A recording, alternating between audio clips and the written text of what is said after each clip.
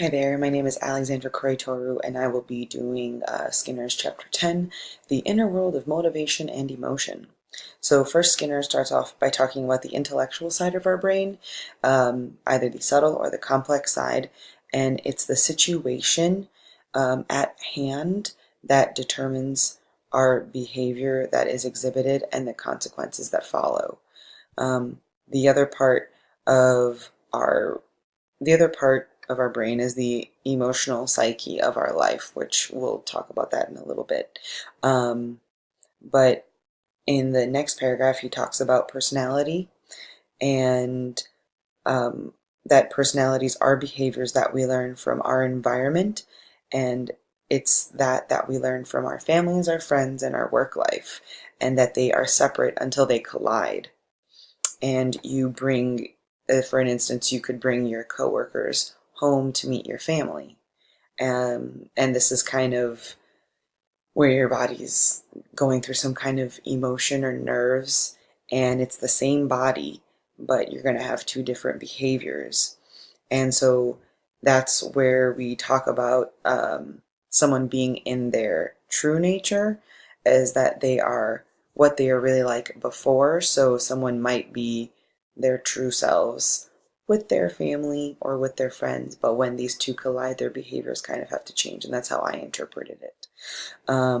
Next is the next section was about ego, superego, and about the identification of ourselves. Our identification of ourselves is basically the bare minimum of like us when we're born. We haven't been influenced by anything. We have not been influenced by anything yet, and then it's the unchanged person that we are essentially, and our superego comes from our ego, and that's the small little voice in our head kind of guiding us. And so that's either like, as I put it, as like the good or the evil on our shoulder. And so ego is the one that is there and makes just us. It's just us. The book puts it in a good way that we should think of ourselves. We should think of ourselves as an actor. You're you, but you take on different roles that experience different circumstances again and again and again. And the next section is called The Life in the Psyche, and it talks about instinct is the sum of the psyche. So it can be learned, and once it's validated, it will always happen. So I thought about it in a way of like instinct. Like, what's your instinct when a car is about to come towards you? You theoretically should jump out of the way. And if you don't, you'll get hit, and then hopefully the next time you know to jump out of the way. But it would be a different situation as well if maybe a dump truck was coming to you, or a go-kart, maybe a basketball was coming towards you of a different size, but it's something coming towards you and your instinct is to move out of the way or duck. And then there was also a section in the chapter that was talking about schizophrenia, that we have two brains and they're different emotions for different compartments of our brain. My example is, say you were to be violent, something in our brain usually stops us from being violent. And then there are others that don't.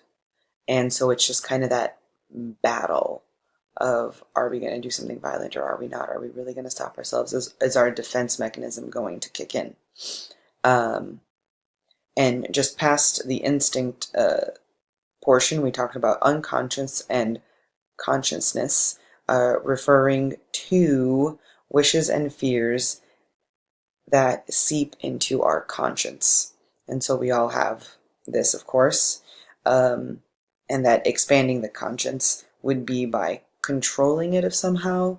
I understood it as kind of like taking a drug, from that Bradley Cooper movie called Limitless. We don't, we only use about 10% of our brains, but to expand our consciousness, he uses this drug, whatever it was called, to expand to like 50%. So he was even more productive and he really opened up his mind.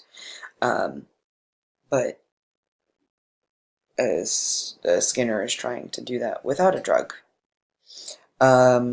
And then it also leads to the unconsciousness. The book gave a really good example of Muhammad's voice, or Muhammad and the voice that he heard.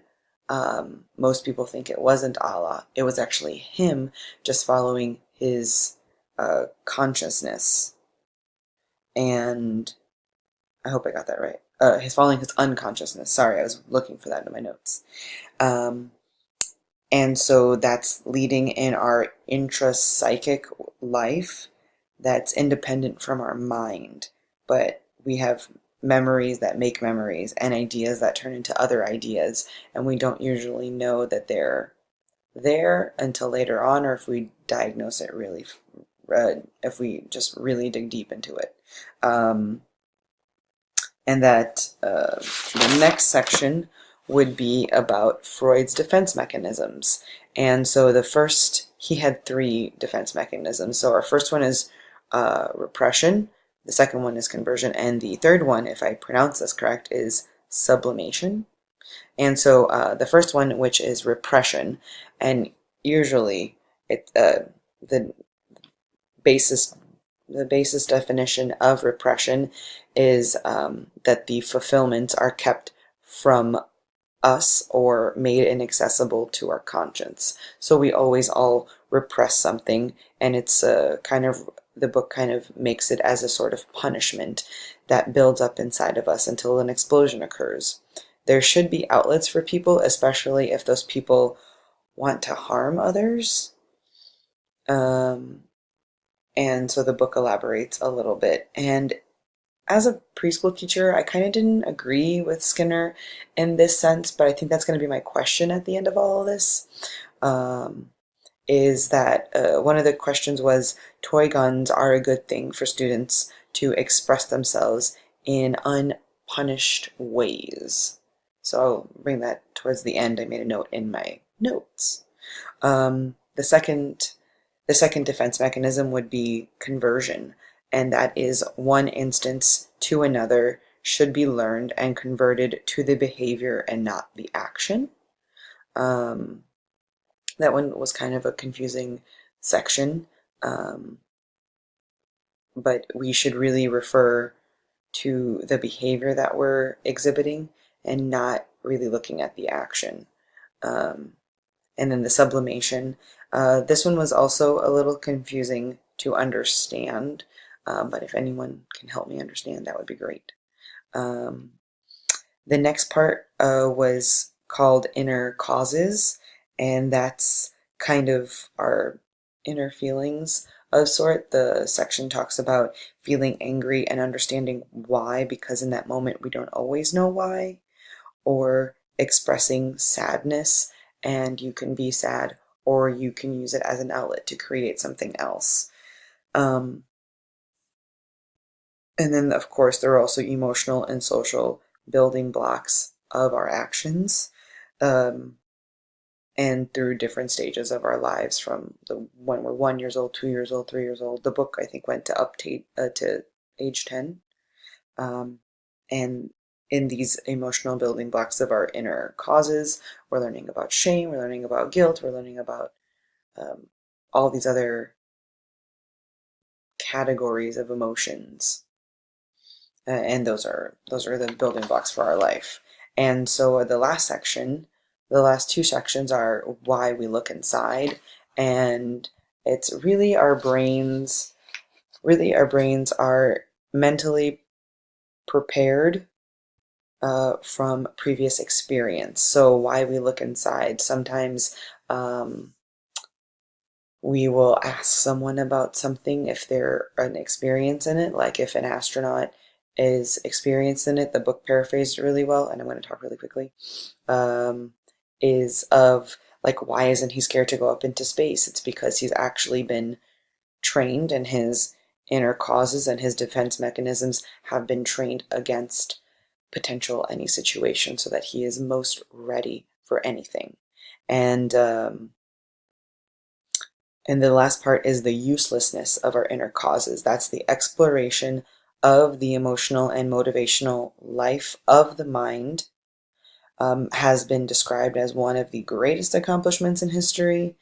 of human thought, and it is also possible that it has been the greatest disaster, and that I took directly from the book. That's a direct quote from the last page and a half. And so the uselessness of our inner causes, that would also be the result of mentalism and what we create in our heads. So my question